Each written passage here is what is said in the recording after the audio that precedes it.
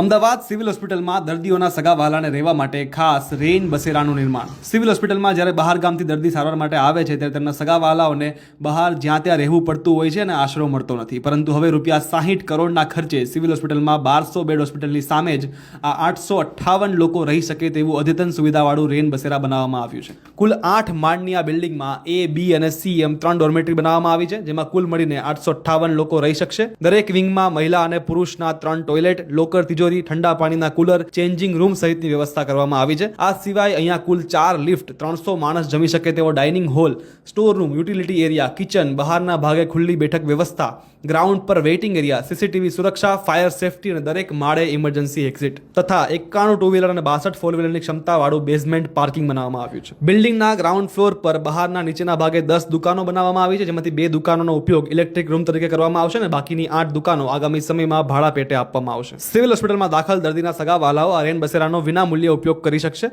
Entry મેળવવા માટે દર્દી સિવિલ હોસ્પિટલમાં કયા વિભાગમાં દાખલ છે તેનો પુરાવો અને ઓળખપત્ર આપીને રજીસ્ટ્રેશન થઈ શકશે. હાલ રેન બસેરાનું કામ 95% જેટલું પૂરું થઈ ગયું છે. બહારના ભાગ પર કલર કામ ચાલી રહ્યું છે, જે થોડા દિવસમાં પૂરું થઈ જશે અને નજીકના ભવિષ્યમાં ઉદ્ઘાટન કરીને આ રેન બસેરા લોકો માટે ખુલ્લું મૂકવામાં આવશે.